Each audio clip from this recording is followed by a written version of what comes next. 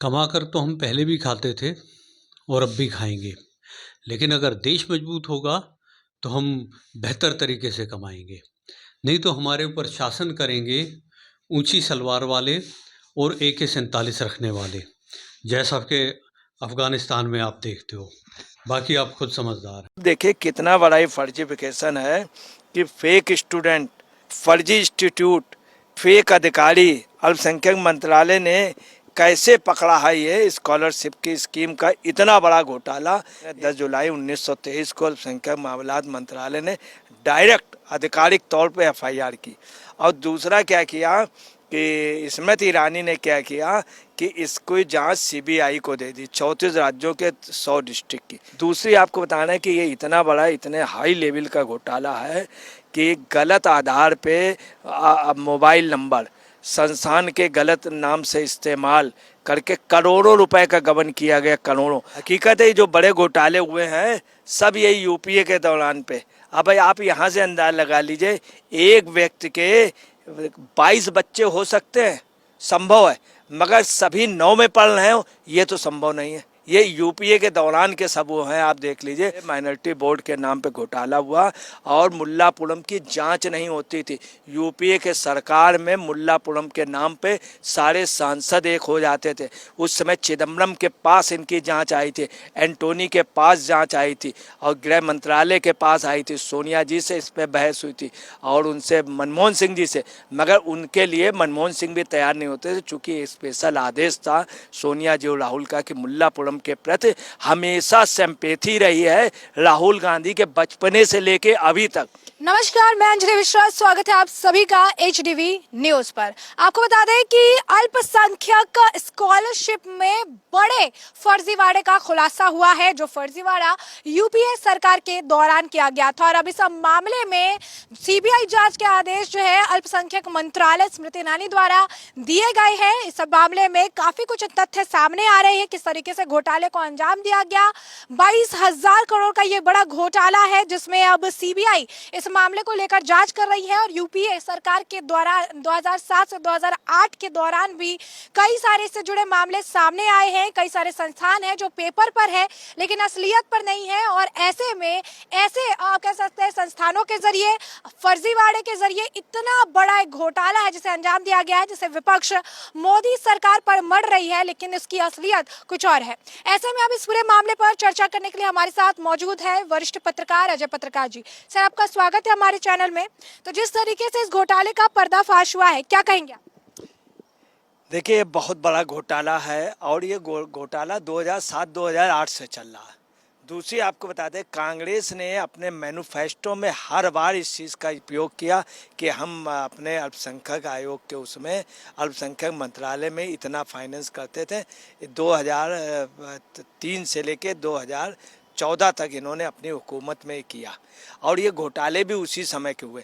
और जहाँ जहाँ घोटाले हुए हैं वहाँ पर विपक्ष को, कांग्रेस को, उधर TMC को और असम में उसको विपक्ष की पार्टी को, उनको ही सबसे ज़्यादा वोट मिले और वहीं उन्हीं के राज्यों में जहाँ से उनके सांसद और विधायक हैं।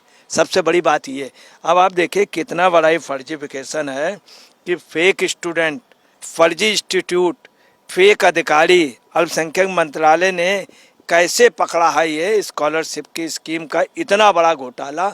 एक तो सबसे पहले हम अल्पसंख्यक मंत्रालय को धन्यवाद देते हैं जिसने 10 जुलाई 1923 को अल्पसंख्यक मामलात मंत्रालय ने डायरेक्ट आधिकारिक तौर पे FIR की। और दूसरा क्या किया कि स्मृति ईरानी ने क्या किया कि इसको जांच CBI को दे दी, 34 राज्यों के 100 डिस्ट्रिक्ट की। दूसरा, और जो इसमें काफ़ी वैसे मामले हैं उनका जो है बाकी संस्थानों की जांच मंत्रालय अपने स्तर पर कर रहा है।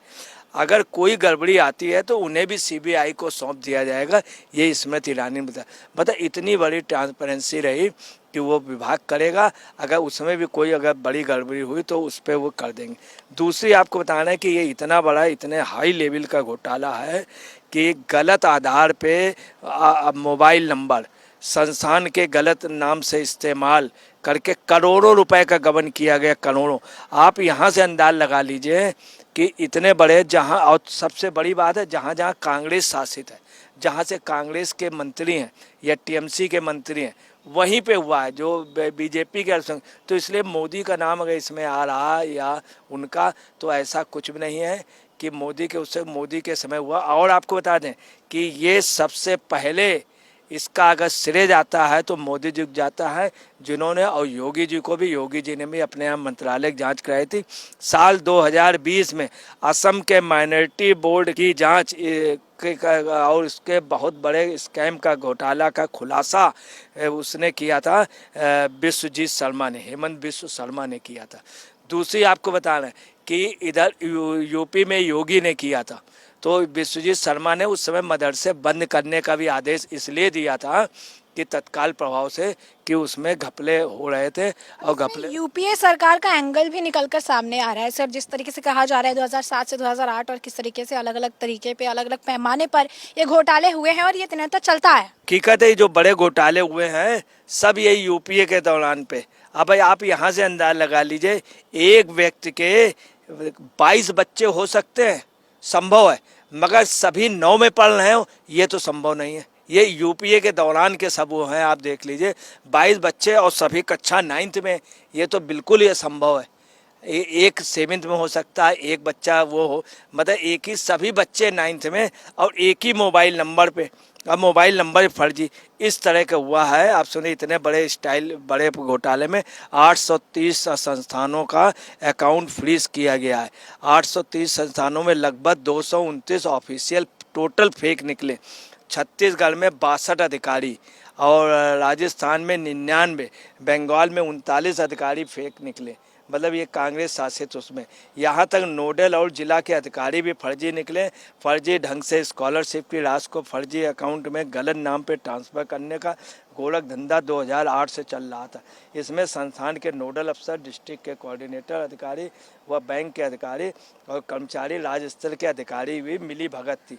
और आपको उसमें भी सबसे बुरे बता दें, 4 साल में 8 लाख बच्चों को स्कॉलरशिप की राशि गई मुल्लापुरम में। मुल्लापुरम केरल के उसका है, जहां वायनाड से, जहां से जीते, उस मुल्लापुरम में सबसे ज़्यादा आईएसआई के मॉड्यूल से बरामद पकड़े गए, सबसे ज़्यादा आतंकवादी गतिविधियों को, सबसे ज़्यादा कांग्रेस को हिस्ट्री में वोट वहीं से मिले और उन्हीं ने इनको, राहुल गांधी का सबसे ज़्यादा स्वागत, सबसे ज़्यादा वो। और उसमें भी आपको पता है मुल्लापुरम में 2018 से 19 तक 1.71 लाख रुपए और 2019 से 20 तक 1.79 लाख रुपये।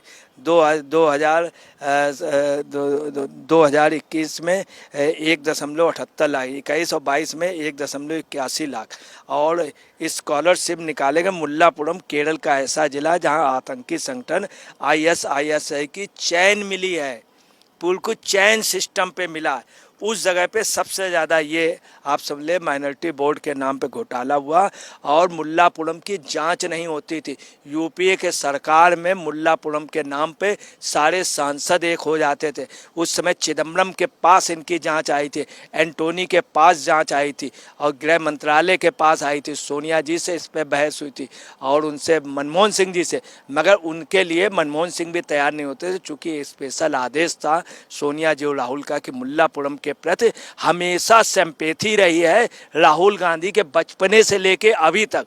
और अगर राहुल को सबसे ज़्यादा कहीं के लोग मानते हैं हिंदुस्तान में तो उस मुल्लापुरम के। दूसरी जगह आपको बताना है जो सबसे ज़्यादा सेंसिटिव है, सबसे ज़्यादा रोहिंग्या जहाँ पाए जाते हैं, ये रिकॉर्ड कहता है। और यूपीए के दौरान सबसे ज़्यादा जहाँ पे रोहिंग्या आए हैं वो असम के नौगांव क्षेत्र में। उस नौगांव क्षेत्र में 2 ही जगह सबसे बड़े, मुल्लापुरम में और यहाँ पे मिला।